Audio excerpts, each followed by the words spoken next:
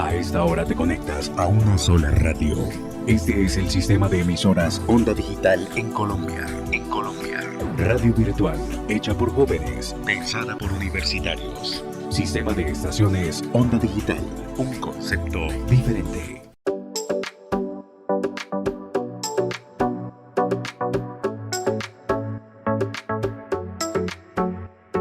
Bienvenidos a la segunda temporada de Rompecabezas, una serie podcast en temas de salud mental de la Universidad Cooperativa de Colombia. Nos encontramos el día de hoy con Juan David Higuita, psicólogo y docente de la Universidad Cooperativa de Colombia. Buenos días, Juan David, ¿cómo estás? Hola, buenos días, yo soy bien, gracias. Muchas gracias por la asistencia. Hoy vamos a hablar de un tema muy interesante que es precisamente tu área de especialidad.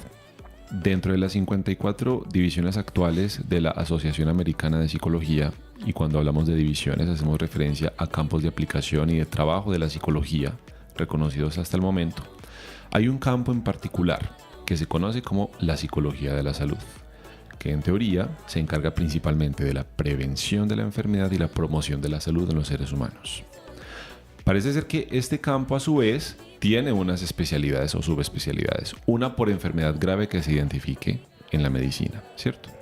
Y una de esas enfermedades muy conocida es el cáncer, que solamente en el 2020 causó hasta 1.4 millones de muertes, según la Organización Panamericana de la Salud. Esto nos lleva entonces, Juan David, a ciertas preguntas. Y la primera es, ¿cómo se llama esa especialidad de la psicología de la salud que trabaja con el cáncer y en qué consiste?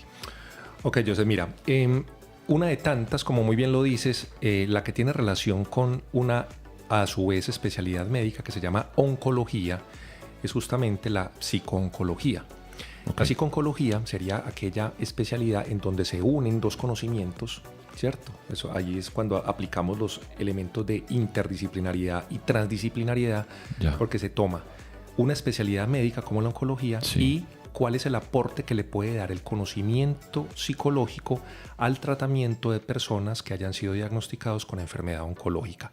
Sin embargo, no es la única.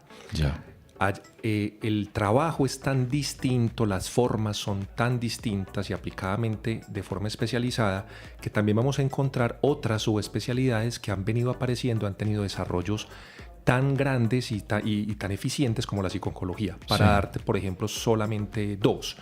La enfermedad coronaria. Entonces allí tenemos la psicocardiología, por ejemplo. O, por ejemplo, algo que se ha denominado la psicoprofilaxis quirúrgica, que es todo el trabajo de prevención, promoción y tratamiento antes, durante cuando es posible y después de cualquier tipo de intervención quirúrgica. En realidad, la dispersión ha sido importante según las necesidades de cada uno de los campos, pero sí, la psicooncología quizás sea uno de los pioneros y de los más grandes y establecidos en el día de hoy. Perfecto. Y dentro de todo esto que nos estás mencionando, ¿cuál sería el rol del psicólogo?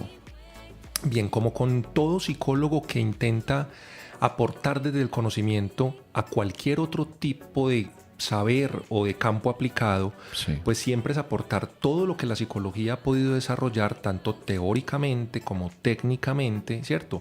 Y sobre todo a partir también de la investigación que se hace en psicología en estos campos, pues para las necesidades de esas especialidades de otros campos y saberes. Entonces, en el caso de la psicooncología en particular, pues el oncólogo se encarga de todo lo que tiene que ver con el tratamiento específicamente médico de los neoplasmas, ya sean estos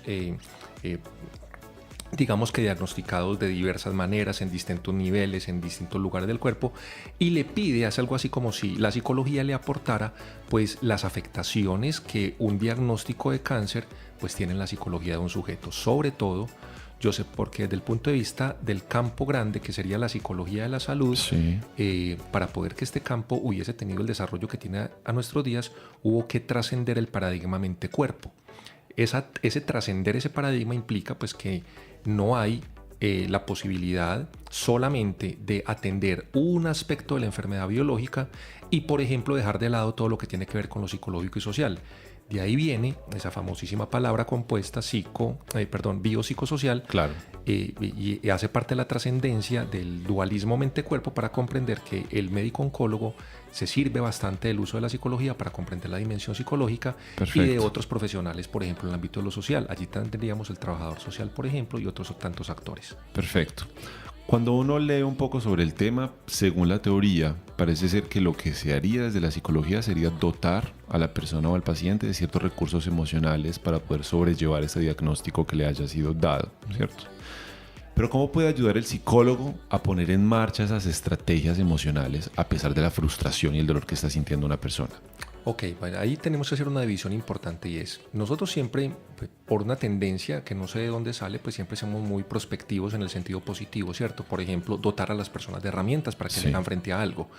Sin embargo, en psiconcología vamos a tener al menos una gran división y son los pacientes que tienen diagnóstico oncológico pero que tienen opción de cura. Ok. O los pacientes que tienen un diagnóstico oncológico pero que no tienen opción de cura. O sea, son pacientes que entran entonces en todo el protocolo de cuidados paliativos. Ya. Entonces, eso cambia enormemente el acompañamiento que pueda hacer un psicólogo. Ahora bien, se trata de dotar al otro dependiendo de la necesidad del paciente, ¿cierto? Un paciente, por ejemplo, que tiene opción de cura y que va a tener unos tratamientos, algunos más invasivos que otros, quizás el más famoso la quimioterapia, la radioterapia, la yodoterapia o intervención quirúrgica para extraer el neoplasma, muy posiblemente requiera del psicólogo que le pueda, como tú muy bien lo dices, entrenar o dar herramientas para que se adapte al tratamiento, para que tenga adherencia al tratamiento, entre otras necesidades. Pero si fuera un paciente que está en periodo terminal, pues allí no hay un asunto de dotación de herramientas, sino de acompañar unos sucesos emocionales, unos sucesos cognitivos, unos sucesos comportamentales que se ponen en marcha pues ante un asunto absolutamente enorme para el ser humano, y es estar a puertas de lo que se ha denominado, de alguna manera muy poético, el gran misterio, de lo que no sabemos. Que sería la muerte en sí. Perfecto. Entonces, desde tu punto de vista y desde toda la experiencia que tú has tenido con este campo y frente a esta situación, ¿cuál debería ser la posición que asume un psicólogo cuando acompaña a otro ser humano en este proceso de muerte o enfermedad? Ok, voy a decir dos características que no se ven mucho en el lenguaje coloquial de los psicólogos, pero que empiezan a estar en la literatura de manera más presente cada vez.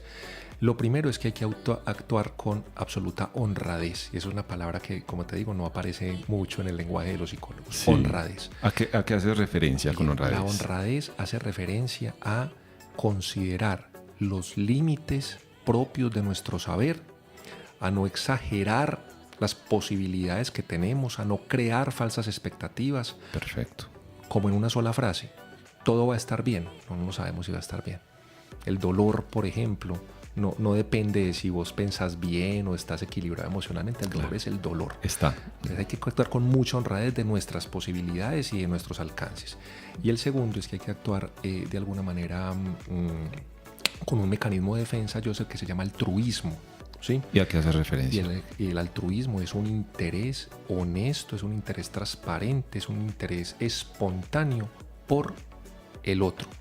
Ya. Independiente del momento en el que esté. ¿Qué quiero decir con esto? Tú te puedes encontrar con un paciente que está con ira, que se comporta de forma violenta, que no habla, ¿cierto? Y aún así el psicooncólogo tiene que estar presente, disponible, esperando.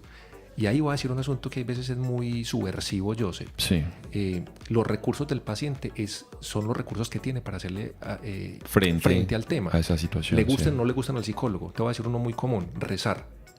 El paciente reza y el psicólogo acompaña. Si eso le parece que puede mejorar la relación de confianza con el paciente y que me puede permitir a mí estar en unos momentos de intimidad importantes para hacer compañía de ese paciente en su proceso de morir, pues se reza. Sí, perfecto. Y en ese sentido eso es muy subversivo, digamos, en términos de lo técnico. Claro. Pero pues en los límites de nuestros retos es donde encontramos algunas posibilidades que no están en la literatura, por ejemplo, que no están necesariamente en la teoría, y que vale la pena hacer vías de investigación para saber eso qué peso tiene en el acompañamiento, por ejemplo, de estos casos. Perfecto. Y una última pregunta, Juan David. A todas aquellas personas que nos estén escuchando en este momento y que tengan algún diagnóstico de enfermedad o ya un diagnóstico terminal, ¿dónde pueden acudir si necesitan mayor acompañamiento psicológico?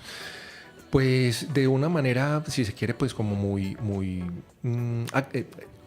optimista, digamos, ¿cierto? Sí. Las clínicas especializadas en enfermedad oncológica tienen servicios de psicología. Perfecto. Y si bien hace algunos años las personas que estaban allí estaban aprendiendo porque no estaban formadas, hoy ya tenemos personas especialistas en el tema que tienen la suficiente formación y que atienden esto de manera pues bastante adecuada.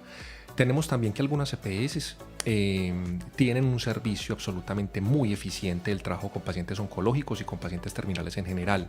De hecho, no solamente en hospitalización, sino en casa, ¿cierto? Y son proyectos pioneros, programas pioneros a nivel mundial. Para contarte uno, y si es posible decir, pues una de las EPS, sí. el servicio, por ejemplo, de oncología de salud en casa de Sura es pionero en el mundo en el tema. Y ahí tenemos gente especializada, grupos interdisciplinarios, eso funciona de una manera maravillosa. Pero la persona del común debe saber que puede acercar y que puede tener el acompañamiento de un psicólogo y no necesariamente de un psicooncólogo en el ámbito de lo clínico y en el ámbito, por supuesto, de un psicólogo de la salud. Ambos profesionales en esos campos deberían tener las capacidades como para orientar y acompañar un proceso o hacer las derivaciones correspondientes. Perfecto. Profesor, muchísimas gracias por el tiempo y por las explicaciones del día de hoy. Con todo gusto. Muchas gracias por la invitación, Joseph. Muchas gracias a ti por tu conexión. Esto fue Rompecabezas, episodio 3, temporada 2. Quien te habló fue Joseph Flores. Chao, chao.